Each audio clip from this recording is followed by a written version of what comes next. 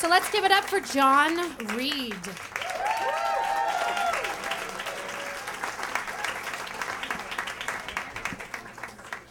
Hi, how are you all doing? This is kind of an experiment.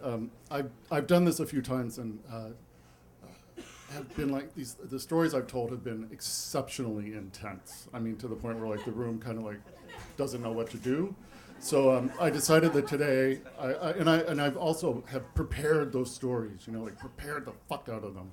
And I've not prepared this story very well, but which is fine, whatever happens, happens. I mean, it's free, whatever, it's $8. I just want to say that the guy I'd be sitting on the couch and he would come and he would stand like this and they would just hang right out. He'd be in my face, and I wasn't doing anything for him to call the police. There was no reason for him to call the police, but he did. He just thought I should not do drugs out at the bar or something.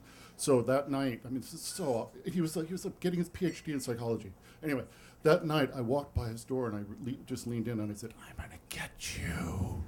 And totally freaked him out, which was, anyway, most people in the mental health field are really screwy, and I'm just about to become a MSW in a month, so I know, we're crazy. Anyway, the first time I met Kitty Fan Koo was in our apartment. I was in our little fold-out bed. She was standing over me, screaming, "Why are you fucking in my building? Why are you in my fucking building?" She was a recent immigrant from Chinese, and I'm not going to try to do a Chinese thing. But she was the landlord. I moved in with my lover. He had lived there for 7 years when I moved in, and she had just bought the building. And this woman had she had black bobbed hair that was beautiful, shiny, beautiful, like Pantene hair. And she wore black clothes, a black mink coat, had a black Mercedes with a Chinese driver who had hair as beautiful as hers, black, and everything. And there are 5 residents in this building. It was a tenement, so 5 apartments were empty. And as I lived there, Ed and I lived together there for 5 years, people got more and more frightened. It was obvious what was happening. Anybody who hasn't been in New York a long time doesn't know that this was 1986. And back then, there were buildings that you just can't really imagine. This is on the corner of 18th and 2nd.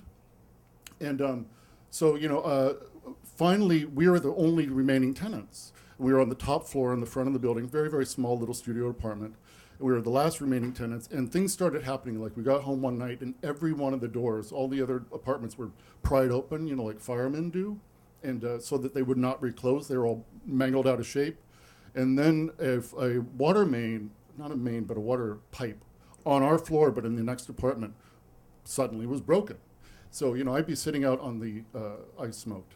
I'm like 3 days off cigarettes, so if this doesn't make sense, that's a big part of it. I'd be sitting out, smoking on the stairwell, and it'd be like a waterfall. It would go trickle, trickle. It was really beautiful, actually. But then all the walls started caving in. It was like these old buildings and plaster was like that thick, caved in. And then literally every single apartment except ours and our neighboring apartment on the 5th floor, the ceilings caved in.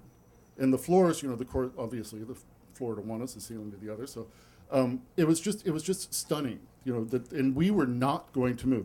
And we were just not going to. I mean, Ed was, he had been a dancer, and now he was a chef. He was a chef at Boulet, a very fancy place, and I was a captain at Boulet. We were 2 very fancy gays.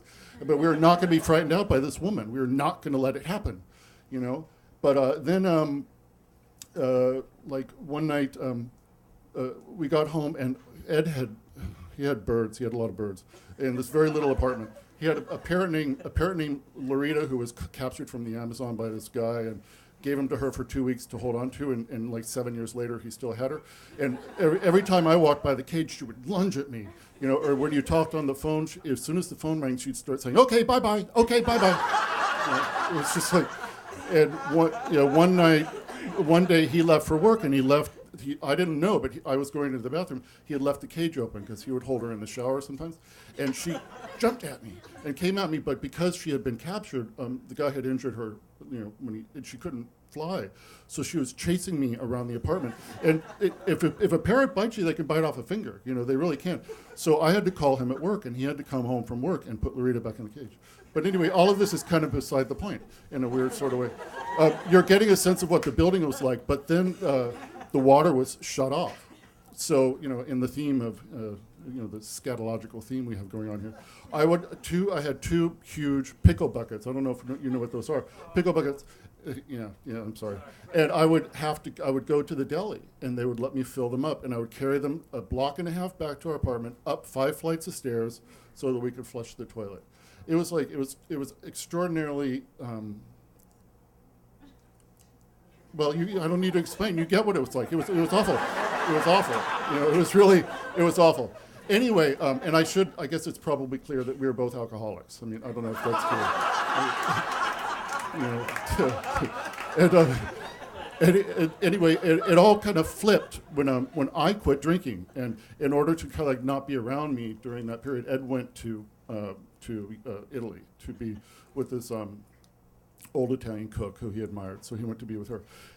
When he got back, I said, Ed, listen, my life is turning around. I can't, this is not a healthy way to live, And finally, after, he lived there 13 years, I had been there 5. Finally, he was considering it. So we went and looked at an apartment.